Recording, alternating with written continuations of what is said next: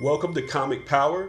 I am your host, Comic Killer 72. Welcome to Wicked Wednesday, where we discuss all the new comics that's coming out this week. Every Wednesday is like Christmas for us nerds because that's when the new comics come out. These are my recommendations for the best books to pick up on Wednesday. But here's some other information first. The month of July is Spider-Man month at my channel. So I will be doing plenty of programming specifically for the webhead in the month of July. I've already done the top 5 Spider-Man comic book artists of all time, published on July 6, 2017. I also did a non-spoiler movie review on Spider-Man Homecoming. I gave the movie 4.5 out of 5 stars and it was published on July 13th. I believe the film is great, go see it. But for now, let's get into New Comic Day. And DC Comics has given us Batman number 27, and this is part 3 of the War of Jokes and Riddles, where the Joker and the Riddler are fighting each other for control over the underground. So basically it's a gang war with Batman caught in the middle. Thankfully, the Riddler does not look like he used to, like when Jim Carrey played him in live action in the 90s. This storyline has proven to be very popular, so issue number 25, part 1 of Jokes and Riddles is going to a second print shown here. This issue, in my opinion, is one of the top 10 books released this year. Speaking of reprints, holy reprints Batman, we have issue number 24 going to a 4th print. This one is popular because it's the storyline in which Batman asked Catwoman to marry him, and the mainstream audience that does not normally order comics came into comic shops just looking for this event and sold it out. The Catwoman character has been a very popular character for a very long time. She set the star in a live-action movie opposite Poison Ivy and Harley Quinn in a Gotham City Sirens movie. Margot Robbie will reprise her role, but Poison Ivy and Catwoman have not been cast at the time I made this video. Speaking of Harley Quinn, we have Harley Quinn number 24 in a storyline called The Parent Trap, where she receives a visit from her parents. The Frank Cho cover B variants continue, and they still look awesome. This is going to be part of a connecting cover, so issue number 25 will have the other part that connects to this on the right. I'd love to see a full issue drawn by Frank Cho. That would be awesome. Next up is Trinity, number 11. This is a title that's dedicated to DC's most popular characters of all time. Batman, Wonder Woman, and Superman. Big things don't really happen here. They're of any consequence. But the cover B variant for this issue is taking off this week due to an excellent rendition by Bill Sienkiewicz. Or is it Sienkiewicz? I've heard different things. Can somebody tell me how to pronounce this name correctly? Bill's been in comics for over 30 years, and he's the co-creator of Legion. There's a TV show dedicated to this character on FX. He first appeared in New Mutants number 26 back in 1985, and first full in issue number 27. That was Bill's breakout way back in the 80s, and he's still getting it done today. Next up is Scalped on trade paperback. This is the title that is written by Jason Aaron, and it was his breakout product. It's in development for a TV show on WGN. Jason Aaron is best known for being the author of Unworthy Thor, Southern Bastards, Star Wars, Doctor Strange, just too much stuff to name, but Scalped is his breakout project. It's a crime drama taking place on a Native American reservation. In May of 2016, DC released Rebirth to critical acclaim and massive sales as well. This reboot tied itself into the Watchmen universe, and it was the architect of Jeff Johns trying to wash away the failure of the New 52, in which Jim Lee was the architect. They're going to do $1 reprints of all the issue number 1s, and this week we're going to get Batman Rebirth number 1, Aquaman number 1, The Flash number 1, Cyborg number 1, Superman number 1, and Justice League number 1. And remember, all of these reprints are just $1. Outstanding job, DC. Thumbs up. Next up, let's see what Marvel is up to, and that's going to be Astonishing X-Men number 1. Marvel has some very cool characters, but they're not doing a good job of explaining the continuity of how all of this sticks together, because they have X-Men Blue, X-Men Gold. No one really knows what's going on. There's a sexy Psylocke Mark Brooks variant for this, which looks like this. It's selling for about $20 pre-sale on eBay. My position on new variants that just came out that are selling at a premium is well known. I don't have to be a dead horse. And the standard cover is $5 instead of $4, by the way. Next up is America number 5, and Marvel has big plans for this character. They're selling her to younger readers, Latin readers, female readers, and LBGT readers. In this issue, she teams up with Kate Bishop, the female Hawkeye, and I like that cover. That's pretty cool. The cover B variant is by Kevin Wada, and it looks like this. Next up is Secret Empire, number 6 of a 10-part miniseries, and this is a cover by Mark Brooks as well. He's becoming a real superstar. The promo on this says the unworthy, the untrusted, and the unstable. Now finally, Secret Empire is starting to get interesting. Of course, this summer crossover is going to have variant overkill, such as the Star-Lord variant shown here. And John Tyler Christopher is staying busy with the action figure variants. Shown here is Medusa in Hydra gear. Next up is the speculation pick of the week.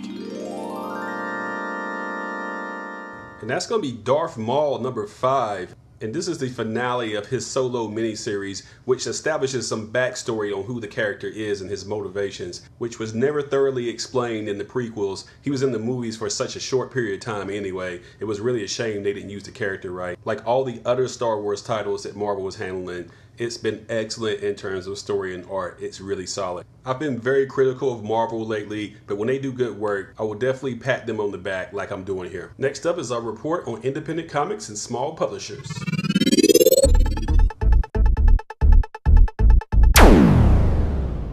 First up is Pestilence number 3 from Aftershock Comics. This is probably one of the best covers of the year. Look at that, that looks amazing. It's a horror tale about zombies, but it's taking place in the Middle Ages. That's an interesting mashup of 2 different genres, so you should be trying this out. Next up is one of the most bizarre comics of the year, and that's going to be Trump vs. Tom Lincoln number 1 from Antarctic Press. Lincoln is a time-traveling assassin, and he's got to take on Trump, and it looks like Mad Max. And whoever thought of this is on drugs. If you like strange spoofs in your comics, then this is for you.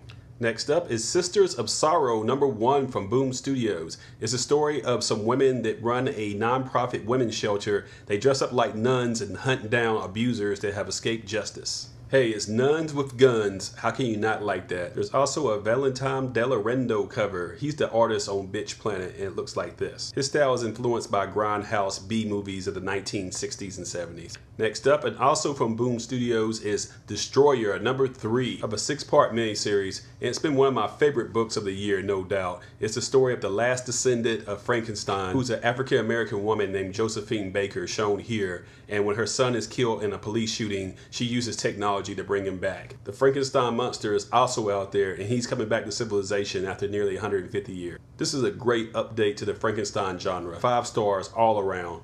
Next up is Americarati from Action Lab, which is going to a trade paperback collecting issues 1 through 4. It's the story of a man that has to protect America from evil ninja invaders. It's offbeat, sleazy, campy, and completely weird. This title has gained some buzz from its photo variants like these. If you like your comics ridiculous, then this is for you. Next up is James Bond 007 Kill Chain number 1 from Dynamite Entertainment. They have the license to several pop culture entities like this, and they interpret them for comics. And they're usually pretty good, so if you're a James Bond fan, then you should like this. Next up is Weird Love number 19 from IDW Comics. These are reprints in the early 1950s that predate the comics code. So some of the sexual situations or horror are not appropriate for kids, which led to the invention of the code in the first place. Some of this material may be tamed by today's standards, but you gotta think, it's the 1950s. It's like 60 years ago. It was a whole different era then. The female characters are so dependent on the male characters that they don't even have a mind of their own. Reading this stuff from our perspective today, it turns into an unintentional comedy.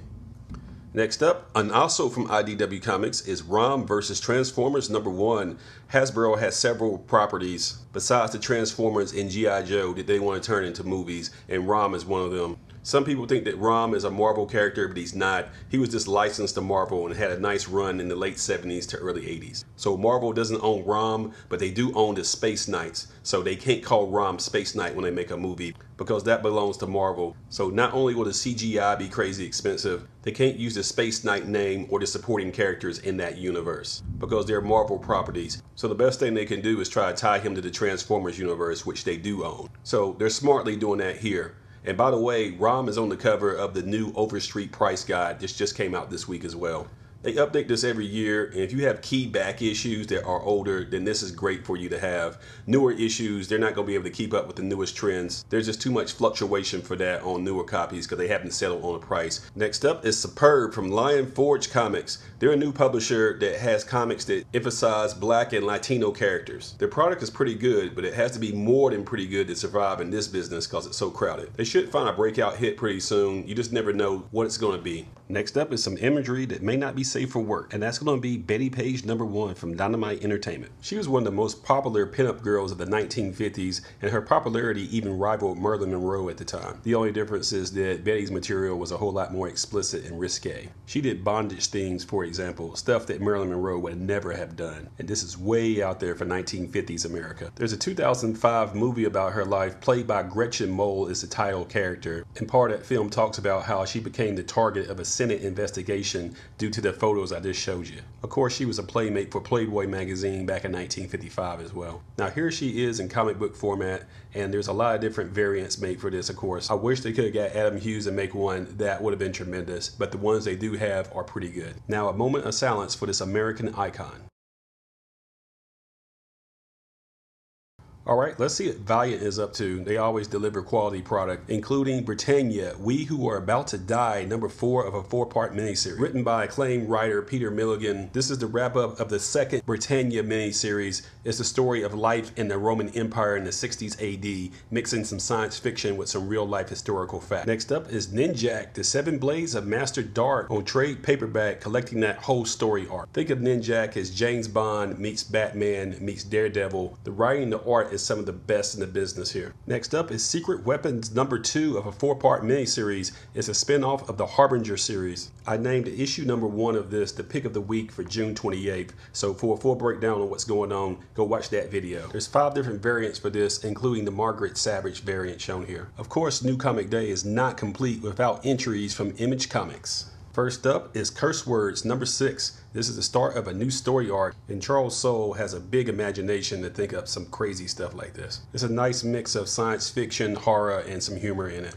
Next up is Bitch Planet Triple Feature number 2. This is a spin-off of the Eisner Award nominated comic called Bitch Planet, a dystopian future world where women that won't comply and submit to the will of men are sent to an off-planet prison called Bitch Planet. The triple feature is an anthology that explains how we got here in the first place, and it tells more stories about what's going on. It's not for everybody, it's just for people that are already fans of the comic, so they get more details about the universe this takes place in. Next up is Descender number 22. It's the story of a boy robot on the run for his life. This space sci-fi tale won an Eisner for Best Multimedia Art in 2016, and it was well deserved. Next up is Generation Gone number 1. This is a new sci-fi series from Alice Caught. It promises to be a mashup between Skins and Unbreakable. Next up is Moonstruck number 1. It promises monsters, romance, and magical hijinks. It's written and created by Grace Ellis, who created Lumberjanes, which made the print in 2014. I like the art style on this better than Lumberjanes, so it's worth taking a look at. Next up is Kill the Minotaur number 1, which is going to a second print. It's a fresh spin on a Greek mythological tale. You know the drill. Make sure you subscribe to this channel, give it a thumbs up, and share these videos on social media so others learn about comic power. That's about it for today. Thank you for watching Wicked Wednesday, where I review all the new comic books for a new comic day. Be sure to follow my blog at comicpower.net. On social media, follow me at facebook.com/comicpower.net and comicpower-universe.tumblr.com. And don't forget twitter.com/comicpowersub. I also sell comics on eBay at this link. This is Comic Killer 72 for Comic Power saying bye-bye.